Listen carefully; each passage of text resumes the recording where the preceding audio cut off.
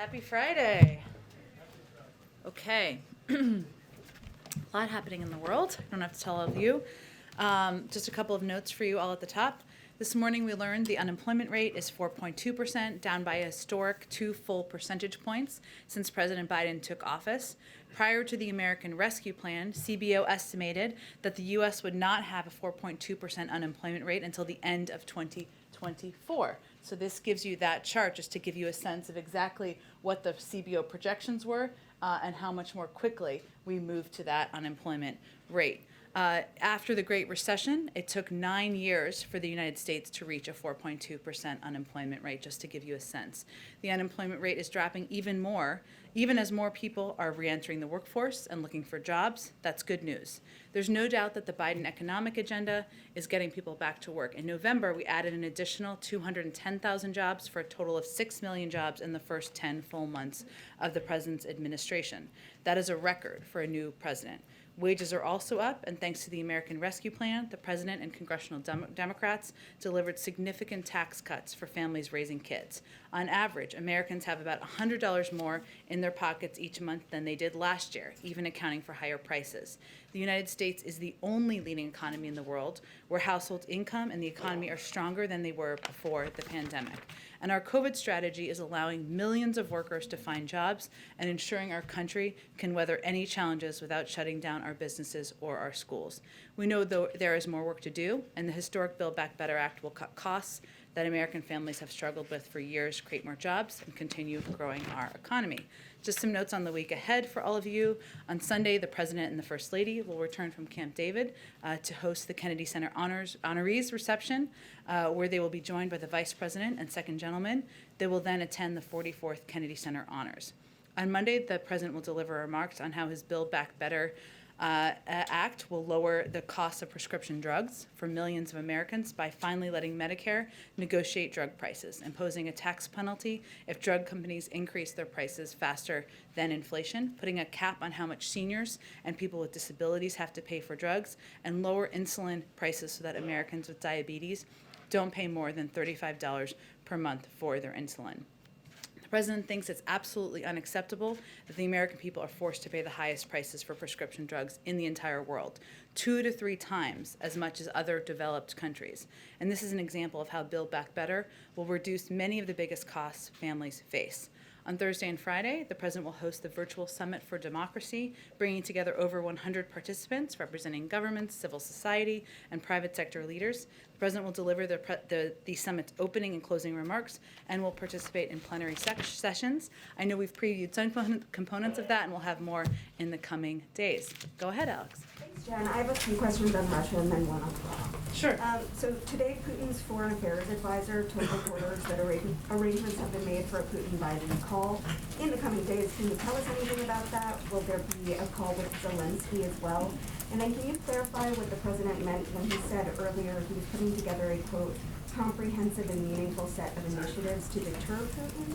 And then one more on that. Does the administration think that Ukraine needs to do anything more than it's doing to deter Russia? Should there be concessions from Ukraine? Well, let me start with the second one first, and then I'll try to make sure I cover all of them.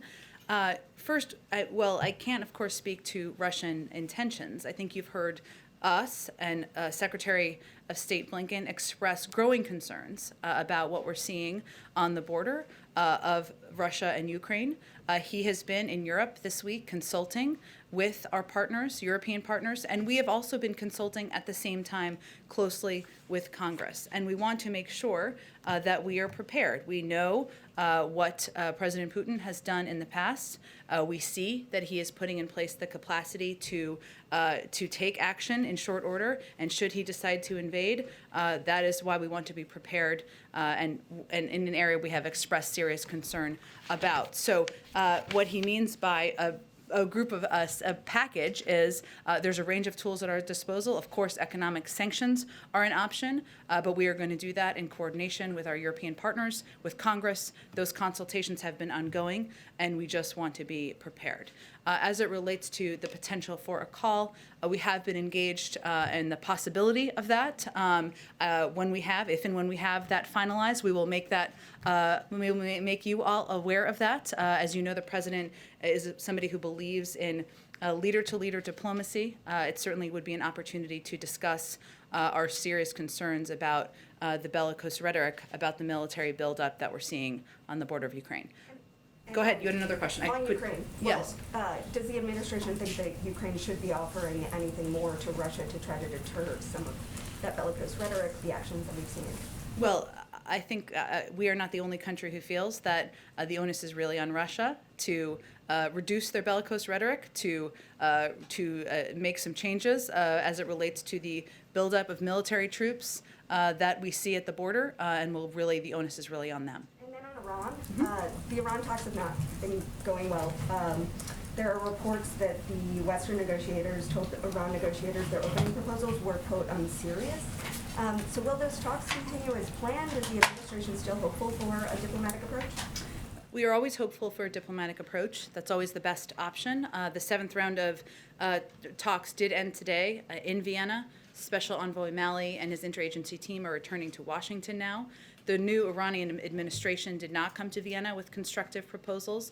The first 6 rounds of negotiations made progress, finding creative compromise solutions to many of the hardest issues that were difficult for all sides.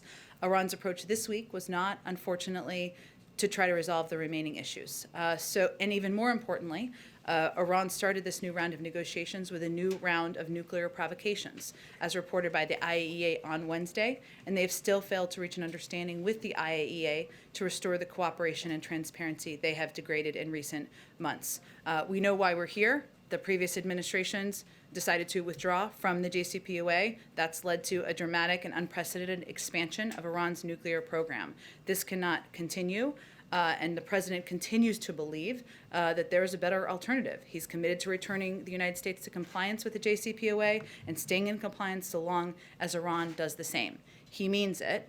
If Iran is equally committed, a solution is at hand. But we did not see that from them this week. Go ahead. Thanks, Jen. First, just clarifying what you said on Ukraine there. So it's fair to say that the White House is preparing for the possibility that Russia might invade. Well, we can't predict from here what President Putin's calculus is or what the Russians' calculus is. We saw what they did in 2014. We've seen what they're doing on the border, and we're going to consult with our allies and partners and Congress here to be prepared for a range of options. I want to switch gears totally to a statement from Senator Manchin last night. He voted against a Republican amendment to zero out funding for the vaccine mandate, but then he put out a statement saying that he would actually support that idea in the coming weeks. What's your reaction to Manchin saying that he's against the president's mandate that much? Well, one, it's vax or test, and obviously that is something we feel we have every authority to do based on a 50-year-old law that Congress put into place 50 years ago. We simply disagree. We disagree based on what we feel is a preponderance of evidence of the effectiveness of requirements, vaccinating or testing. You look at the private sector, there are a range of companies, airlines, hospital associations who have implemented these types of requirements effectively. We are the largest employer, the United States government, in this country. We have implemented requirements, and we have seen 96.5% compliance, something we're going to continue to build on. And these companies and the federal government are doing it for a range of reasons. It creates certainty, it allows people to feel safe in the workplace, and it's good for the economy. So we disagree on that front, and we're going to continue to press forward with these requirements. But to that point, if the companies are doing them, I mean, that's Manchin's statement, was that we should just continue to incentivize companies. Why, what are you going to do if he votes with Republicans and tries to really gut funding for these mandates? I'm sure we'll be having discussions with him and anyone who is an opponent of these steps, but I don't have all the details of what this would actually propose. We're talking about implementing requirements through a 50-year-old law. It's obviously in the courts now. It is a good sign, no question, that companies are doing this in the private sector, but we still feel at this point in fighting the virus, it's important to move forward with these requirements. Go ahead. Just a quick follow-up on Ukraine. Russia has been pretty clear for the past several months about what they're looking for out of the U.S., out of NATO. in terms of this crisis. They want firm, legally binding security guarantees. They don't want NATO and Ukraine. They don't want to see a military buildup on the other side. And they don't want to see Ukraine become a member of NATO. Where is the flexibility for the White House on this? Are you willing to budge on any of those issues? Well, NATO member countries decide who is a member of NATO, not Russia. And that is how the process has always been and how it will proceed. I think it's important to remember where the provocative action is coming from at this point in time. It's not the United States. It's not Ukraine. Okay, so let me ask you about abortion rights. You mentioned yesterday about the president's support for the Women's Health Protection Yeah. Act, which was passed by the House and the Senate, and the House in September is awaiting action in the Senate. President Biden has talked a number of times about there being areas where he is open to reforming the filibuster. Preventing a default is one of those examples that he's given. Is passing this bill one of those things, and does he want to see quicker, faster, stronger action on that? Well, again, we don't have a ruling from the Supreme Court. We don't expect that for several months. The president continues to believe that codifying Roe is something that should be done, and he supports this piece of legislation. But I think we're getting a few steps ahead in the process at this point. But again, that bill was passed in September. Schumer said it will come up very soon in the Senate back in September. Where is that, and is the White House doing anything to push that along? I would point you to Leader Schumer's office on any status of when that would come forward. Again, it's something the president strongly supports, and he is a strong advocate for codifying Roe. Go ahead. In the president's remarks earlier today, when he was asked about his cold, he said that he is being tested daily for COVID-19. My understanding was that it was done with less frequency of that. I know Dr. O'Connor said that he was tested 3 times this week, but is there a change in protocol where he is going to be tested daily? And what kind of test is he getting, antigen or PCR test? Yeah, I think we just put out some details from Doc O'Connor that outlines how many times he's been tested, and I believe the kind of tests that he received. He received those tests because he had a cold, which would be considered a symptom, but it's not a change in protocol. And so he is not going to be tested daily? No. And then yesterday, President Biden said that he spoke with Senators McConnell and Schumer on government funding. But has he spoken with Leader McConnell when it comes to the debt limit, and would the president be open to tying the debt limit to the NDAA? I don't have any calls to read out for you, but we are encouraged by the conversations that are happening between Leader Schumer and Senator McConnell about how to address a range of issues that are in front of Congress, including the debt limit. And beyond that, we don't have any update from here. Go ahead. Thanks, Jen. Just to clarify, the president did say he was tested every day for COVID, so did he just misspeak there? Well, I think, Weijia, I would point you to the transparent note we put out from the doctor to all of you that outlines how many times he was tested and exactly what he was tested for. Okay, and then shifting to the new travel policy that goes into effect on Monday. The burden is on airline workers to verify test results to make sure they're negative.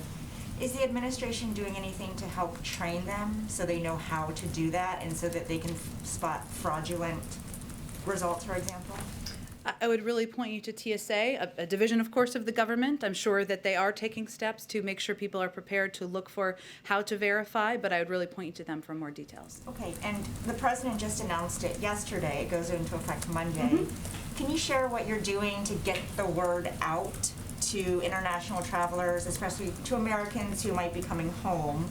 Are airlines sending out the message to all those travelers? This is not, I would just remind everyone that this is from 3 days to the day in advance. So it is a change in that regard. It is not an entirely new component. We have communicated that effectively. I think travelers have been able to abide by the 3-day requirement. We will communicate through a range of channels we've done in the past, but we don't expect there to be an issue. And then just one more quick one. A lot of these at-home tests come with a stick. So your test result is the stick that either has 1 line or 2 lines on it. But the FAQ section says that you need, you will need to show a paper or digital copy of your test result. So is the stick the test result? Again, we've been implementing these requirements for the 3-day requirements since we returned to international travel effectively. I would point you to TSA and others for specifics, but this is not an area where we've had issue, and we don't anticipate them in advance of Monday. Go ahead. Thanks, Jen. The Build Back Better plan's price tag is being described as incomprehensible by Congresswoman Abigail Spanberger, a Democrat. And Lindsey Graham says that he has heard from the CBO that they're going to do an alternative cost estimate and that it's going to cost more and add more to the debt. So is there any thought around here to maybe waiting for Build Back Better until a month that you don't have this big miss in the jobs report? There's a lot of things gathered into that question, so let me do the best I can. Let me do the best I can for you here. In terms of the report of a new CBO, that is not exactly how it works. There has been, and let me just start with the irony here, that there's an irony that a number of Republicans who forced an unpopular tax giveaway to the rich that increased our debt by $2 trillion, and certainly didn't ask for a score for a continuation of that legislation that did add to the deficit, are now asking for a score, an additional score, post this bill being concluded for something that isn't even going to be law. They're asking about a potential continuation of these components of the package that, again, the president has said he would pay for. I can't get into the psyche of why. I would suggest that it might have something to do with their opposition to raising taxes on corporations. That seems to get under their skin a little bit. We disagree with them on that front. I would say the CBO has put out a score. A number of economists have put out scores. We have outlined in the past that CBO does not have a great deal of experience scoring components like the IRS tax savings. That's something that the former head of the CBO has also spoken to in the past, and that there are estimates about those cost savings that lead to not only our assessments of the cost and savings from the package, but the assessments by many economists. Okay. On the pandemic, it's been more than 2 weeks since President Biden had a call with Xi. And on that call, we know he did not press him to help with the COVID origins investigation because you said that Xi just understands he's supposed to be transparent. So, in the 2+ weeks since, has he helped and been transparent yet? I don't believe that's exactly what I said. I believe what I said is that we have pressed for this repeatedly. We will continue to, and we'll continue to do that at a range of levels. I don't, unfortunately, have any updates on the participation or willingness of the Chinese to add and provide additional data. Can I provide one other update to you, since you asked me about crime yesterday, and I have a little more information for you? About crime? My question was about Xi. Well, you asked me a question about crime yesterday. Okay. So I was going to give you a little extra information. I followed up for you, Great. Thank Peter.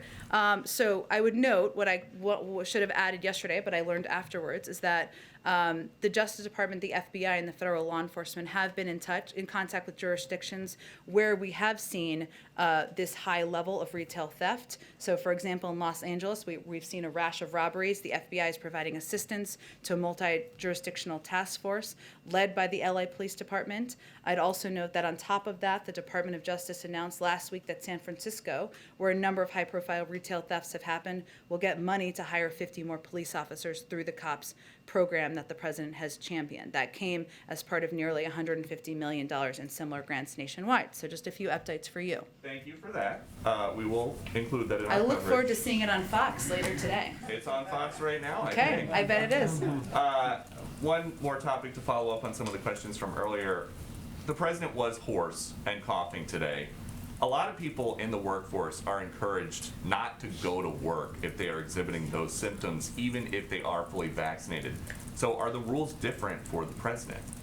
The president, again, was tested, as we put out in a transparent piece of information from his doctor, where he received a response quickly from that test, enabling him to proceed. People also he had a cold, which is what you know from the information put out by the doctor. But as you know from your own experience, it is possible to test negative several times before there's a positive test. So is there any concern about having him at work while he's got these symptoms, even if he is showing negative I can tests? assure you that the president follows every protocol. He wants to keep Everyone's safe in the White House, and that's why, obviously, we consult with the doctor, and we put out that information to make it available to all of you. Go ahead. If I can ask you about the announcement the president made yesterday. Right now, some European countries are subsidizing the testing process overseas. The decision was announced here that the government would be having Americans submit to insurance for reimbursement. Why that decision and not follow what's been a successful path for a lot of European countries, which is the subsidizing of those tests? Well, I would note first, Peter, that the announcement made yesterday builds on the steps we have taken to date, which includes ensuring there are 8 FDA-approved tests available out in the market, home tests. There were none available at the beginning. There were half that number available just a few months ago. We've also quadrupled the size of our testing program and capacity just since this summer. We've also invested billions of dollars here in the testing market. That market here includes reliable tests that meet the FDA's gold standard. Some of those tests might not meet that standard, and that's what we think the American people expect and deserve.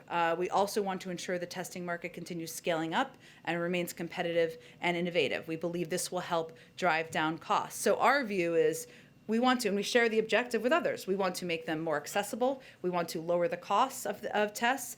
We also announced that we're going to be donating 50 million tests to rural and community health centers. That's what we're trying to achieve here, and we feel this builds on the steps we've already taken to date. But we have different tests, we have different market approaches here, and we're going to continue to build on what we're doing here in the United States. The president, in his remarks earlier today, said talking about progress is not enough if Americans aren't seeing it, aren't effectively feeling it in their everyday lives. Why do you think that is that Americans aren't feeling it yet? Is that a policy issue? Is it a messaging issue? What's the disconnect? Well, I've answered versions of this questions before, but we feel here that COVID still has an overlaying impact on people and how they're seeing things day to day for good reason. People's lives don't look like they did a few years ago. You're worried about going to work. You're worried about your kids getting sick. You're worried about whether you're going to be safe in a restaurant or going to a concert. That impacts how people feel about how they're experiencing the economy. And there's no question, as much as we're seeing encouraging economic data, data doesn't move people. I can tell you that as a communicator.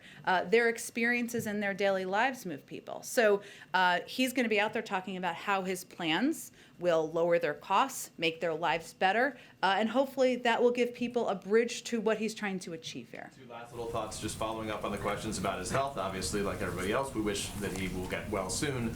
The question, though, is given the fact that he has a cold right now, are there any things that are being done differently? Have meetings been scaled back? Is he doing something separately, or is everything continue as planned given the test? It's continuing as planned. He's taking some over-the-counter cold medication and probably some cough drops and some tea, but otherwise he's proceeding with his schedule. And then just to finally, to punctuate that very quickly, just for clarity, you said earlier that the reason he had these tests was because he was showing symptoms. So he gets tested, though, when he's not showing symptoms, correct? Yes, on a regular basis, not as frequently, and even cold So symptoms. 3 times this week was because he was showing symptoms. Correct. On other weeks, it would be less than the 3 times Yes, this exactly, week. Okay. exactly. Thank you for the clarification. Go ahead. Back on the new requirement for international travel Yeah. to the United States, what gives you confidence that it won't be an issue or a problem for travelers coming to the United States having to get a test one day before boarding their flights? Are you confident that there's going to be enough supply of accessibility for every traveler who wants to come here everywhere in the world?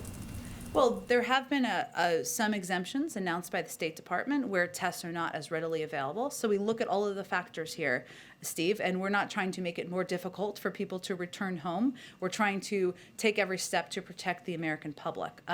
There have already been these requirements in place for 3 days. So yes, it is a difference, but people who have traveled have adjusted to that requirement, and this is just narrowing that requirement. So the requirement takes effect Monday. What is your advice right now to Americans who are watching or listening to this? They have only a few days left. What should they do?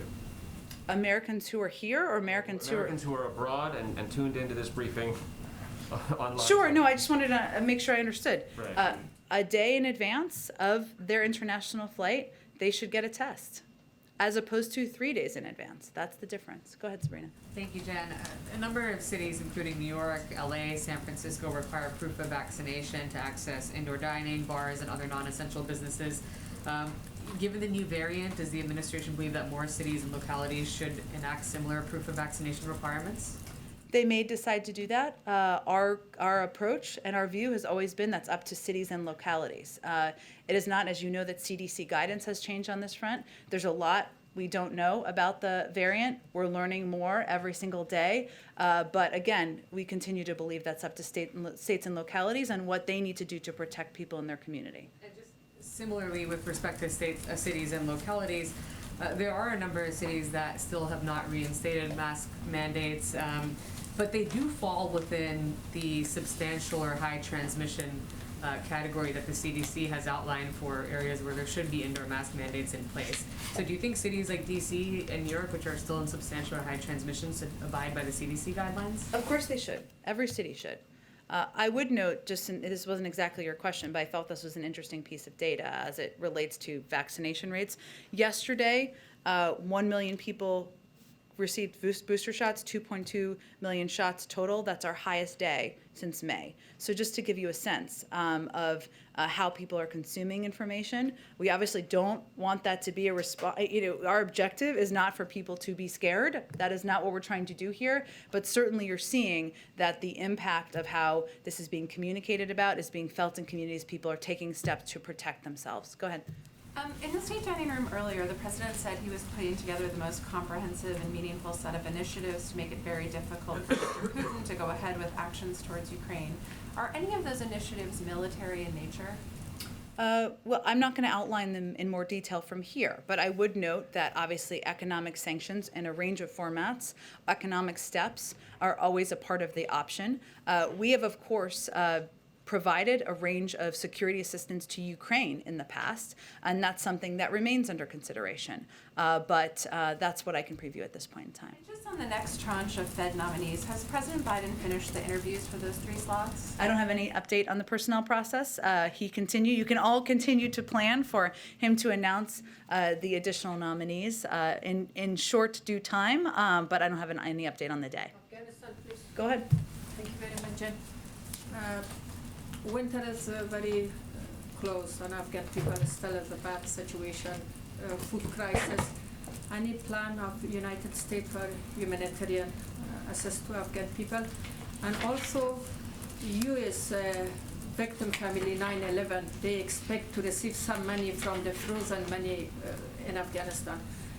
Do you have any comment about that? Although Afghan people lost so many people, like 165 people have been dead in Afghanistan. And Osama bin Laden was found in Pakistan. I think that 9/11 victim family expect this amount from Pakistani authority. And Afghan So I people would just note on the last question you asked, very important question, good question. It's under the Department of Justice is really the right entity to discuss that with. There's some discussion of litigation around that with some of the 9/11 families, so I would point you to them on that. In that regard. On the earlier question, you asked about humanitarian assistance. Absolutely. The United States continues to be the largest, if not one of the largest providers of humanitarian assistance to the Afghan people in the world.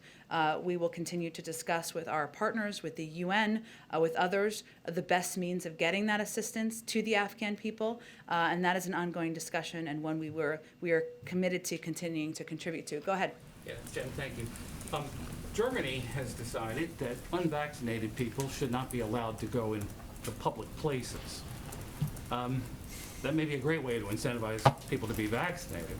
Let's assume that would not fly in this country. Let me ask the serious part of the question really is, there seems to be, no matter what, this 27-30% of the population, the eligible population, that refuses to be vaccinated for a variety of reasons, let's It's say. a little lower than that. I mean, more than 82% of people have received their first dose.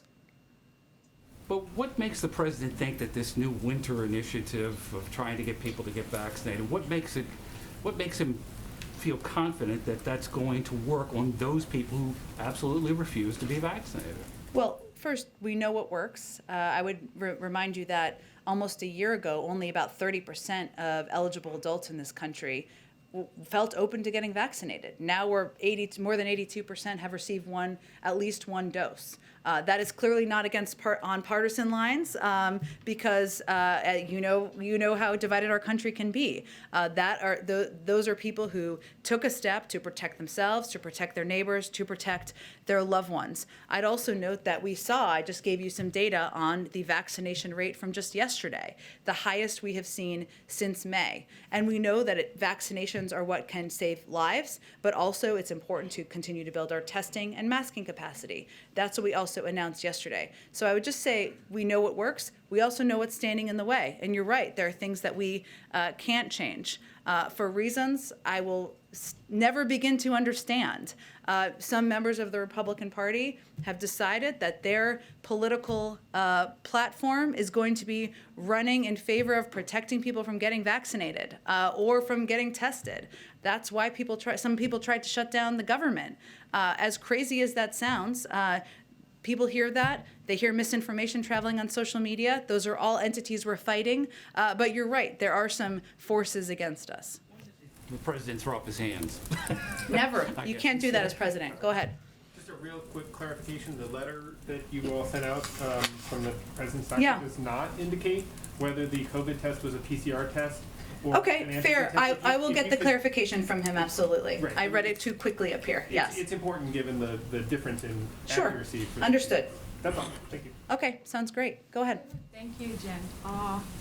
My question is about the travel restrictions, and right now the African people still very concerned about these restrictions because of that there is a little chaos in the continent because many countries are closing their borders and people are not traveling as usual. And many people in Africa still have problem to really understand the real reasons behind those travel restrictions. So, and why it's still in place. You have said in the past that there is no political reasons behind this decision. And the president and you yourself have mentioned that this is to protect the American people and it's for the safety of the American people. But if this was really about the safety of the American people, why some countries in Europe and even Canada that has the variant are not included on this travel restriction list? And even African countries that doesn't have the variant are on the list. So how do you explain to the African people who are watching you right now that there is no political reasons behind, even though it looks like there is? So I would say directly to the people in Africa that these restrictions were announced a week ago on the recommendation of our health and medical experts, because what we saw and what we have continued to see is that in South Africa, the variant and the spread of the variant led to hundreds and thousands of cases. And I don't have the exact number in front of me, but now it's definitely far into the thousands of cases.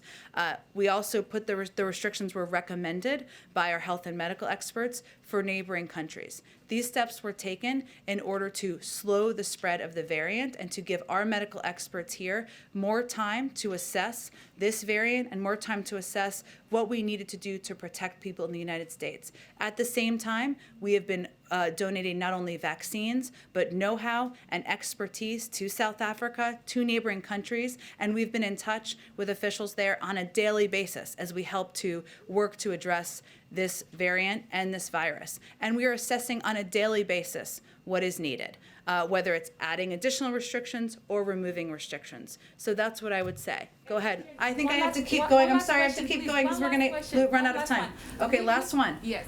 We have seen President Biden in the past strongly defend the South African people from the apartheid regime when he was in Congress.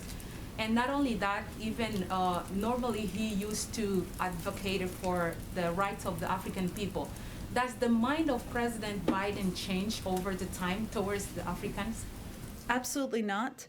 What we're trying to do here is work in partnership to address a variant and address a virus. And we are in touch on a daily basis with leaders there, with health officials there, about everything we can do to be a partner in that effort. At the same time, the president needs to take steps to err on the side of protecting the American people from the spread of a variant we knew little about and we're learning more about on a daily basis. Go ahead.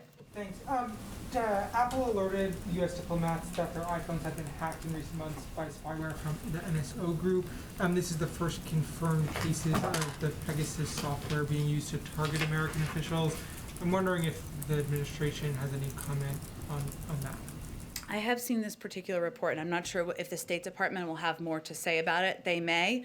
We have been acutely concerned that commercial spyware, like NSO Group software, poses a serious counterintelligence and security risk to U.S. personnel, which is one of the reasons why this administration has placed several companies involved in the development and proliferation of these tools on the Department of Commerce's entity list. We have also mobilized a government-wide effort to counter and curb proliferation of these commercial hacking tools. But in terms of this specific incident, I'd point you to State. They may have more up-to-date information on it. And just one more on the shooting in Michigan. I'm wondering if you have any update on whether or not the president has had any contact with state or local leaders or families impacted by it. And then secondly, gun control is obviously something that he's talked quite a bit about. There is no, he nominated someone for the ATF. That nomination has been pulled. Should we expect someone else to be nominated for the role, or any more of a focus from the president on gun control, given what happened this week? Well, absolutely. I mean, gun safety is something that has been a core issue for the president for decades. As you know, and you've heard me say from here before, he led the effort to pass the assault weapons ban, to get the Brady Bill passed and background checks. And even since he's come into office in April, he announced a set of actions to reduce gun violence, including reining in the proliferation of ghost guns, an issue that ghost guns are something that has really been a rising contributor to violent crime, to crimes out there, and to gun violence. Better regulating stabilizing braces and encouraging states to adopt red flags through the Justice Department, issuance of model legislation. And in June, he announced a comprehensive plan to reduce gun crime. The fact is there are 3 bills right now that have passed the House. The Violence Against Women Act, which includes provisions to keep more guns out of the hands of abusers, the bill to require background checks for all gun sales, and also Build Back Better, which includes a historic proposal to invest $5 billion in evidence-based community violence interventions. So this is central. He will continue fighting for this, and he will continue to look at what steps can be taken through executive action as well. But this will continue to be a cause for the president. On your other question, I will check. I don't have any calls at this point to read out. I will check and see if there's any update to that. Go ahead. Yeah, back to the travel restrictions. Once these restrictions are in place, it seems like it can often be pretty hard for them to go away. India had a travel ban for months and months and months. The UK had a travel ban for like a year. So are there specific metrics that the White House is looking for to decide, okay, let's let these people travel here again? Especially given that it's here. There's community spread in the United States. And there are tens of thousands of cases in South Africa, and there are a half a dozen we're aware of here in the United States. That will grow and increase. I would refute one notion. We can make the decision based on the health and medical experts, and they're meeting on a daily basis, to roll back any restrictions. There are some, as you have said, that have been in the place for weeks or months for a reason, right? And if there had been a recommendation to roll those back sooner, we would have abided by those recommendations. So this is being evaluated on a daily basis with our health and medical experts and team. We really rely on them for their assessment of when it is appropriate and the right and a science-based decision to do exactly that. And do you know if there are any particular metrics that they use for those decisions? There are, but I would really point you to the health and medical experts to speak to that more effectively. Go ahead. Just following up on the Afghanistan question, you mentioned ongoing discussions. Given the level of crisis that's happening there and how it's worsening, is there something more specific that you guys are asking for? A deadline? Will the president entertain lifting some of the sanctions? Can you get a little more specific on what? Well, what I was trying to get at is that one of the challenges in Afghanistan, I think you can agree on this, is the logistics of getting humanitarian assistance around to different communities. And that's one of the areas we've been discussing. So that's what I was getting at. We have provided a enormous amount of humanitarian assistance, and we will continue to. And that is something that others of our partners are as well. But we also recognize the logistical challenges. That's something we've been discussing. So that's what I was referring to. What about the sanctions? Is there any entertainment of lifting some of the sanctions? There hasn't been a change to that. I would point you to the State Department. Tom West obviously had some discussions with the Taliban, but our policy on that has not changed that I'm aware of. Go ahead. The national debt is now over $29 trillion. That's more than double a decade ago when then Vice President Biden went across the street and led discussions with lawmakers at the Blair House. You said that he's encouraged that Leader Schumer and Leader McConnell are discussing this issue, but does he want any direct engagement himself? Do you see any sort of scenario where the president tries to strike some sort of grand bargain like President Obama and John Boehner tried to attempt a decade ago? I think you're combining a few things there. So let me do my best here.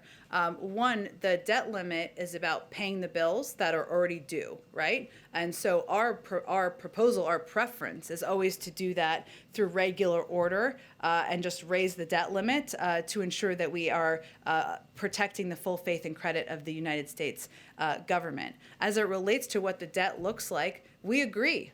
That's why the president was opposed to the $2 trillion in tax cuts for the highest income that contributed to a portion of that. That's why Build Back Better is entirely paid for by asking corporations and highest income Americans to pay more. So the debt limit, I would say, is, the president is encouraged by the conversations between Leader Schumer and Senator McConnell. And what his hope is that we can, through regular order, raise the debt limit, as has been done 81 times in the past, so we don't play around with the full faith and credit of the United States. Go ahead. Thanks, Jen. There's reporting on an alleged Chinese submarine in the Taiwan Strait. Has the president been briefed on that? Is he concerned about it potentially escalating into an unintended conflict? And just on a more broader level, is the administration preparing for any kind of potential increased Chinese provocations, either in the Taiwan Strait, South China Sea, anywhere, in case Beijing decide to express their frustration ahead of the Democracy Summit? Well, I would say first, we always raise concerns we have about any provocations or escalatory behavior that we see. I have not seen this exact report, so let me check with our national security team and see if there's more that we can get back to all of you. Go ahead. Just to double check some more reporting that the president is pursuing or planning an in-person summit between the U.S. and ASEAN leaders in January. Can you confirm that? I'm not tracking that plan, but I will check and see. Where was that supposed to be? I think it was reported by some Asian media, including Japan. Oh, got it. Okay, the ASEAN Summit. I will get you and see if there's more details on that. Go ahead. Jen, you've been clear going back until at least September, every time I ask about the administration's position on the Uyghur Forced Labor Prevention Act. You've said numerous times that the president doesn't have a position. There's new reporting in the Washington Post that in October, the Deputy Secretary of State was telling lawmakers to slow the bill down. So is the administration on the same page? And why does it seem that the Deputy Secretary of State was saying in private to lawmakers to slow this down, while in public the White House has been saying that the president is neutral? Well, I wouldn't say we're neutral. I would say we share Congress's concern about forced labor in Xinjiang, and in fact have taken a number of concrete measures, as you know, on our own, including but not limited to visa restrictions, global Magnitsky and other financial sanctions, export controls, import restrictions, the release of a business advisory, and rallying the G7 to commit action. So I would say we are hardly neutral. We have strong concerns, serious concerns, and we are absolutely not lobbying in any way against the passage of this bill. There are negotiations and discussions between members of Congress. The executive branch often offers Congress technical advice to make legislation effective and implementable by the agencies responsible. Those are the conversations that are happening, but we absolutely support and have been advocates for doing more to put in place accountability here. You laid out a number of executive steps that the president has taken, and then also how he's rallied the world, at the G7 on this issue. Does he want Congress to do anything additional? I mean, is he he's leading on the world stage. Is he going to lead in Congress in terms of actually getting something in the law? There's negotiations he fully supports between members of Congress, and he supports the objective of doing more here. And as is evidenced by the fact that we have done a great deal. We're offering technical assistance. Again, we're not lobbying against this bill in any way, shape, or form. That's a normal part of the process in order to make sure legislation can be effective and implementable. That's where the status of it is at this point in time. We gotta wrap it up. Go ahead. Thanks, Jen. I wanted to ask you about Mitch Landrieu's team, the infrastructure. Sure. Can you talk about what specific tasks that team is going to be handling, what kind of staff he's going to get, and who they're already meeting with and working with? Well, in terms of the staffing question, I think that's still being determined. But what his role will be, I would say, is akin to the role Gene Sperling has had in implementing the bipartisan infrastructure piece of legislation that includes engaging closely with local elected officials, mayors, governors. Fortunately, he's got some experience doing exactly that. It includes working closely with agencies, and he has this group of agency leaders he meets with on a regular basis to talk about what their plans are for implementation. So it includes overseeing all of those components to make sure this piece of legislation is effectively implemented and is done so with minimizing, eliminating waste, fraud, and abuse. Talk about, you mentioned mayors and governors that he's working with. A lot of this money through grants is going to end up with those local officials who have to distribute it in whatever way they're going to. Are you at all, how are you mentioned that he's talking to them, but are you doing anything to prepare those officials to be able to get this money out the door and use it in the way that the president wants it used and the law intends it to be? Right. There was an executive order that laid out kind of the 6 priorities of how this would be approached. Investing the public dollars efficiently, buying American, creating good paying opportunities for millions of Americans, investing public dollars equitably. That's the model that he is pursuing this through. There are a number of different agencies that are overseeing key components of the implementation, as you know. Some of these programs are grant making. Some of them are programs that are already up and running, where we're augmenting and adding more to it. You may have seen that there was an announcement from EPA yesterday, right, about a project that was going to be underway to knock down and replace lead pipes. That's a program that could happen on the earlier end. We've talked a little bit about how taking steps to continue to address congestion at ports is a top priority. That continues to be the case. There are some components of this, massive infrastructure projects, that will require a longer-term approach because we want to do it effectively and we want to do it right. He is overseeing all of that, working in close coordination with agencies and leaders, mayors, governors in these states to implement not just short-term but also longer-term projects. Okay, we have a visitor today.